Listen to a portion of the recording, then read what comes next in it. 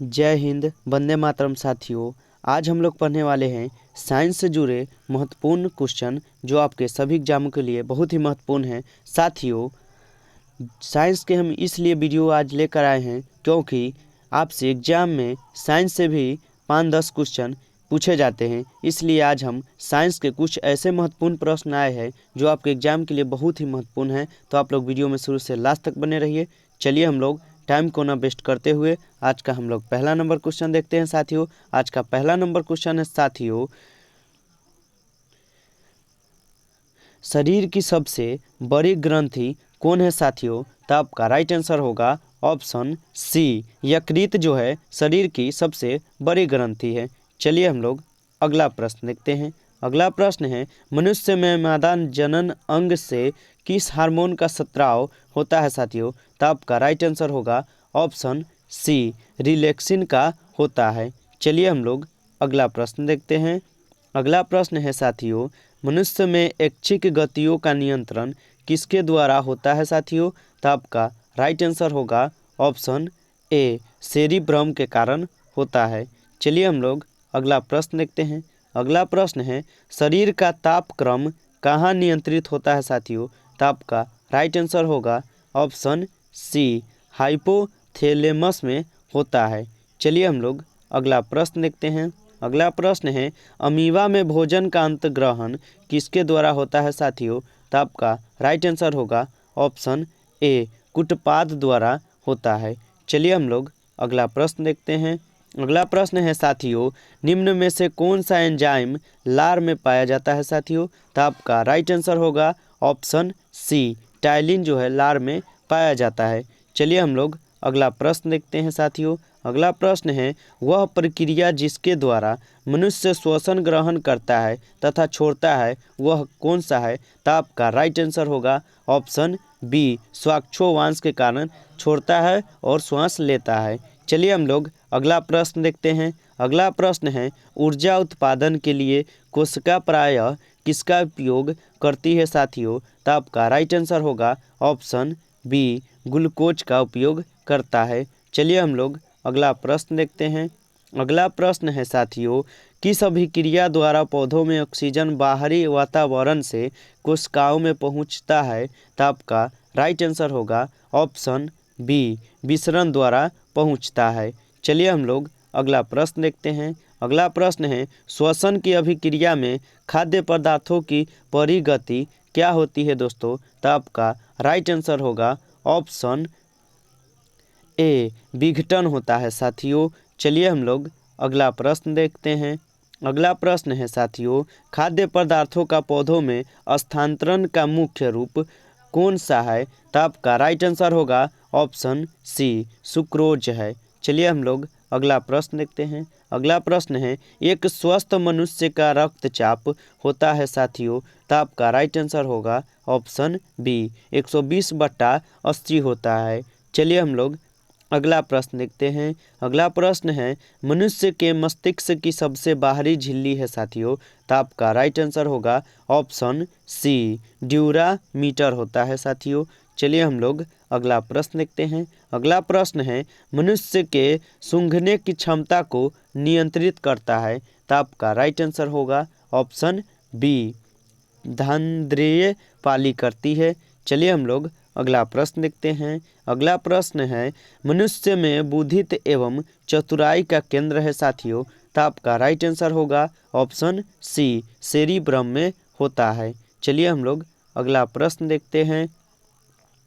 अगला प्रश्न है साथियों, रक्त में ग्लूकोज की मात्रा नियंत्रित रहता है किसके कारण? तो आपका राइट आंसर होगा ऑप्शन डी, इंसुलिन के कारण रक्त में ग्लूकोज की मात्रा कम यानी नियंत्रित रहता है। चलिए हम लोग अगला प्रश्न देखते हैं। अगला प्रश्न है, ऑक्सीजन है? तो आपका राइट आंसर होगा ऑप्शन सी, एंजाइम। ऑक्सीजन क्या है? तो एंजाइम है। चलिए हम लोग अगला प्रश्न देखते हैं। अगला प्रश्न है, जैव प्रक्रम के अंतर्गत कौन आता है? तो आपका राइट आंसर होगा ऑप्शन डी, सभी आते हैं। पोषण आते हैं, उत्सर्जन आते हैं, श्वसन आते हैं, इनमें से सभी होगा। चलिए हम लोग अगला प्रश्न देखते हैं। अगला प्रश्न है, गोबर छत्ता किसके अंतर्गत आते हैं? तो आपका राइट आंसर होगा ऑप्शन सी, मृत जीवी के अंतर्गत गोबर छत्ते आते हैं। चलिए हम लोग अगला प्रश्न देखते हैं। अगला प्रश्न है, वायुमंडल में सामान्यतः CO2 पाया जाता है। तो आपका राइट आंसर होगा ऑप्शन डी, 0.03% वायुमंडल में सामान्यतः CO2 पाया जाता है। चलिए हम लोग अगला प्रश्न देखते हैं। अगला प्रश्न है, छाया में पनपने वाले पौधों को क्या कहते हैं? तो आपका राइट आंसर होगा ऑप्शन सी, सियोकाइट्स कहते हैं। चलिए हम लोग अगला प्रश्न देखते हैं। अगला प्रश्न है, मनुष्य में मुख्य श्वसन अंग क्या है? तो आपका राइट आंसर होगा ऑप्शन ए, फेफड़ा है। चलिए हम लोग अगला प्रश्न देखते हैं। अगला प्रश्न है, निम्न में से कौन सी बीमारी श्वसन तंत्र से संबंधित है? तो आपका राइट आंसर होगा ऑप्शन डी, बी और सी दोनों, टायरिन और टीबी दोनों हैं। चलिए हम लोग अगला प्रश्न देखते हैं। अगला प्रश्न है, उच्च रक्तचाप की अवस्था को क्या कहते हैं साथियों? तो आपका राइट आंसर होगा ऑप्शन सी, हाइपरटेंशन कहते हैं साथियों। चलिए हम लोग अगला प्रश्न देखते हैं। अगला प्रश्न है, मछलियों में उत्सर्जित पदार्थ क्या है साथियों? तो आपका राइट आंसर होगा ऑप्शन डी, अमोनिया है। चलिए हम लोग अगला प्रश्न देखते हैं। अगला प्रश्न है साथियों, पौधों में आवश्यकता से अधिक जल किस प्रक्रिया द्वारा बाहर निकाले जाते हैं? तो आपका राइट आंसर होगा ऑप्शन बी, वाष्पोत्सर्जन द्वारा निकाले जाते हैं। चलिए हम लोग अगला प्रश्न देखते हैं। अगला प्रश्न है, निम्न में से किसे प्रकाश संश्लेषी अंगक कहते हैं साथियों? तो आपका राइट आंसर होगा ऑप्शन ए, पत्ती के द्वारा। चलिए हम लोग अगला प्रश्न देखते हैं। अगला प्रश्न है साथियों, पौधों में गैसों के आदान प्रदान के लिए रहते हैं। तो आपका राइट आंसर होगा ऑप्शन बी, रंध्र रहते हैं पौधों में आदान प्रदान के लिए। चलिए हम लोग अगला प्रश्न देखते हैं। अगला प्रश्न है साथियों, फेफड़ा का आकार होता है। तो आपका राइट आंसर होगा ऑप्शन सी, शोक्साकार होता है फेफड़ा का आकार। चलिए हम लोग अगला प्रश्न देखते हैं। अगला प्रश्न है साथियों, भोजन का पाचन किस प्रकार की अभिक्रिया है साथियों? तो आपका राइट आंसर होगा ऑप्शन ए, उपचयन है। चलिए हम लोग अगला प्रश्न देखते हैं। अगला प्रश्न है साथियों, हार्मोन शब्द का नामकरण किसने किया था?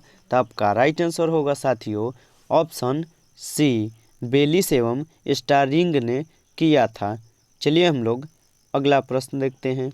अगला प्रश्न है साथियों, पृथक्करण का नियम किसने दिया था साथियों? तो आपका राइट आंसर होगा ऑप्शन सी, मेंडल ने दिया था। चलिए हम लोग अगला प्रश्न देखते हैं। अगला प्रश्न है साथियों, जीव विज्ञान शब्द का प्रयोग सर्वप्रथम किसने किया था साथियों? तो आपका राइट आंसर होगा ऑप्शन ए, लेमार्क तथा ट्रेविनेरस ने किया था। चलिए हम लोग अगला प्रश्न देखते हैं। अगला प्रश्न है, जीव विज्ञान के जनक के नाम से जाने जाते हैं। तो आपका राइट आंसर होगा ऑप्शन सी, अरस्तू जाने जाते हैं। चलिए हम लोग अगला प्रश्न देखते हैं। अगला प्रश्न है, वन स्थपित विज्ञान के जनक के नाम से जाने जाते हैं। तो आपका राइट आंसर होगा ऑप्शन ए, थियोफ्रेटस जाने जाते हैं। चलिए हम लोग अगला प्रश्न देखते हैं। अगला प्रश्न है, बॉटनी शब्द की उत्पत्ति किस भाषा के शब्द से हुई है साथियों? तो आपका राइट आंसर होगा ऑप्शन ए, ग्रीक।